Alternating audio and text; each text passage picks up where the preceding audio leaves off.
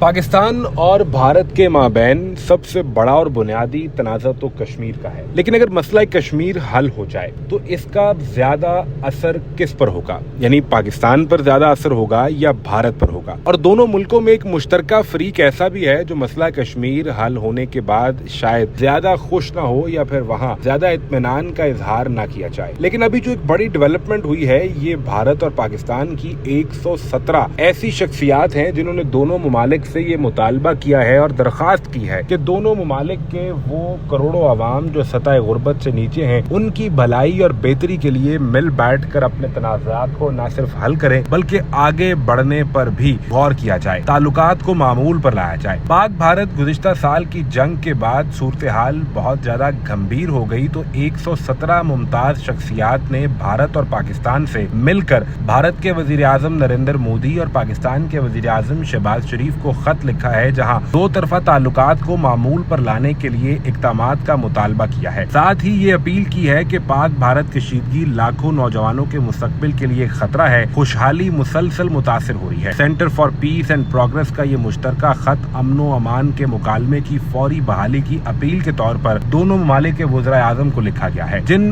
अहम शख्सियात ने ये खत लिखा, इनमें फारूक अब्दुल्ला, मनोज जहा, अशरफ जहांगीर काजी, खुर्शीद कसूरी, परवेज हुडबॉय अमन मुहिम में शामिल हैं। सिफारती ताल्लुकात, हाई कमिश्नर्स की तैनाती और वीजा सर्विसेज के इजरा पर जोर दिया गया है, जबकि फिजाई हुदूद और कमर्शियल परवाजों की बहाली समेत एतमाद साजी की सिफारिशात भी की गई हैं। अब एक अहम सवाल ये है कि गुज़िश्ता कई रोज से ये खबरें गर्दिश कर रही थी कि पाकिस्तान और भारत के माबैन ट्रैक 1.5 के डायलॉग का आगाज हुआ है। इस ट्रैक 1.5 के डायलॉग में भी सिंतास मुआहदे और भारत के लिए फिजाई हुदूद खोले जाने का मुतालबा किया गया। लेकिन एक अहम सूरत हाल और सवाल ये भी है कि अगर मसला कश्मीर हल हो जाए, दोनों ममालिक के दरमियान वीजा सर्विस शुरू हो जाए, ताल्लुकात मामूल पर आ जाएं, तो दोनों ममालिक अपनी मईशत का एक बड़ा हिस्सा अपने डिफेंस पर खर्च करते हैं। यानी दिफाई अखराजात दोनों मुल्कों ने असल में एक दूसरे के लिए शुरू कर रखे हैं। अगर दोनों मुल्कों के आपसी ताल्लुकात बेहतर हो गए तो इन दिफाई अखराजात कम करना होगा। तो क्या दोनों मुल्कों की एस्टेब्लिशमेंट ये चाहेगी कि उनके अखराजात और बजट को कम कर दिया जाए और फिर इन पैसों को निकाल कर दोनों ममालिक अपने आवाम को गुर्बत से निकालने के लिए उनकी सेहत, तालीम और इंफ्रास्ट्रक्चर पर खर्च तो कर सकते हैं, लेकिन ये मुमकिन कैसे हो पाएगा, ये एक इंतहाई अहम सवाल है। Centre for piece and progress की जानिब से इस खत को जारी किया गया है, जिसमें मजमूई तौर पर 117 अफराद ने दस्तखत किए। इनमें 61 अफराद भारत से हैं और 56 का ताल्लुक पाकिस्तान से है। यानी मजमूई तौर पर ज्यादा लोग भारत से हैं जो ये ऑफर कर रहे हैं कि मुज़ाकरात करें, बातचीत करें और इस बातचीत के नतीजे में ऐसा हल निकाला जाए जिससे दोनों मुल्क एक साथ मुआशी तौर पर आगे बढ़ सके, अपने लोगों की बेहतरी के लिए काम कर सके। पाकिस्तान से जिन लोगों ने इस पर दस्तखत किए, इसमें खुर्शीद महमूद कसूरी, साबित सिफारतकार अशरफ जहांगीर काजी, रुकने कौमी असम्बली असफंदयार भंडारा और